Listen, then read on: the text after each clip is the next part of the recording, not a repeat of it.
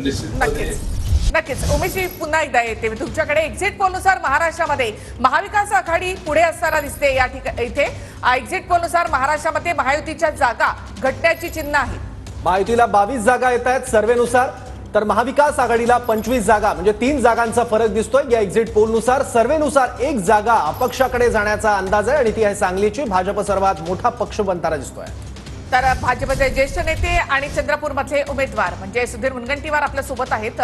सुधीर भाऊ, स्वागत तुमचं। मात्र आमच्या या एक्झिट पोलनुसार TV9 poll start people's inside या एक्झिट पोलनुसार तुम्ही चंद्रपूर मधून पिछाडीवर दिसताय।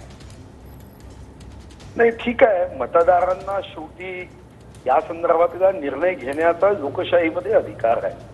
त्यांना त्यांच्या आवडीचा पक्ष, आवडीचा उमेदवार आणि समस्या जो उमेदवार सोडवू शकेल असा विश्वास वाटेल त्याच्या पाठीशी उभं राहायचं आहे। जर त्यांना उद्या वाटेल की काँग्रेसचा उमेदवार त्यांच्या समस्या सोडवू शकेल, विकास करू शकेल, तर निश्चितपणे त्याचं जनतेने दिलेला जोही काही कौल आहे त्याचं स्वागतच केलं पाहिजे। सुधीर भाऊ, पण राज्यातली सगळी आकडेवारी बघितली आपण एक्झिट पोलची, तर यामध्ये महायुतीला मोठा फटका बसताना दिसतोय। असं आहे की आता जो कौल 20 तारखेला मतदान संपलं, सर्वांनी आपापल्या परीने शक्ती, कार्यकर्त्यांनी, नेत्यांनी महाराष्ट्रामध्ये या संदर्भामध्ये जनतेचा आशीर्वाद, मतरूपी आशीर्वाद प्राप्त व्हावा पूर्ण शक्तीने झुकून दिली।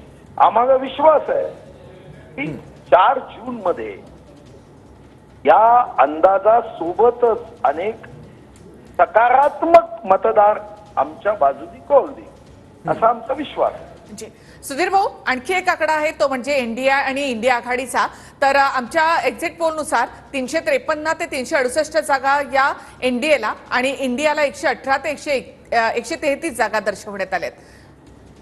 स्वागत केलं पाहिजे मतदारांच्या आशीर्वादांचं। मतदारांनी जो आशीर्वाद दिला आणि विश्वगौरव गरीबों के मसीहा नरेंद्र मोदीची एक गोष्ट वारंवार सांगत होते कि मुझे तीसरी बार अगर आपने आशीर्वाद दिया तो मैं ऐसे ऐतिहासिक निर्णय करूंगा। मेरे नजर के सामने 2047 जो है, जब शताब्दी महोत्सव ये देश उत्सव मनाएगा, उस समय मेरा देश विश्व में नंबर 1 पे होगा। ये दृष्टिकोन से मैं काम करूंगा। आता त्याच्यात काँग्रेसवाल्यांनी गंमत केली की 2047 मध्ये ते प्रधानमंत्री राहतील का? प्रश्न प्रधानमंत्री ते 2047 मध्ये राहण्याचा नव्हता, करता अतिशय निम्न आणि नीच वृत्तीने मोदींवर काँग्रेसनी आणि इंडिया आघाडीने टीका केली। एक संकल्प होता, एक नव भारताचा संकल्प की माझा देश आर्थिक, सामाजिक, सांस्कृतिक, आध्यात्मिक, विज्ञान या सर्व क्षेत्रामध्ये माझा देश जगामध्ये नंबर 1 व्हावा। पण यांना फक्त थट्टा करणे, गंमत करणे आणि माननीय मोदीजी जर तिसऱ्यांदा निवडून आले तर आमच्यासारख्या सामान्य कार्यकर्त्यांनाही विश्वास आहे आणि जनतेलाही विश्वास असणारच की ऐतिहासिक निर्णय या 5 वर्षात असेल।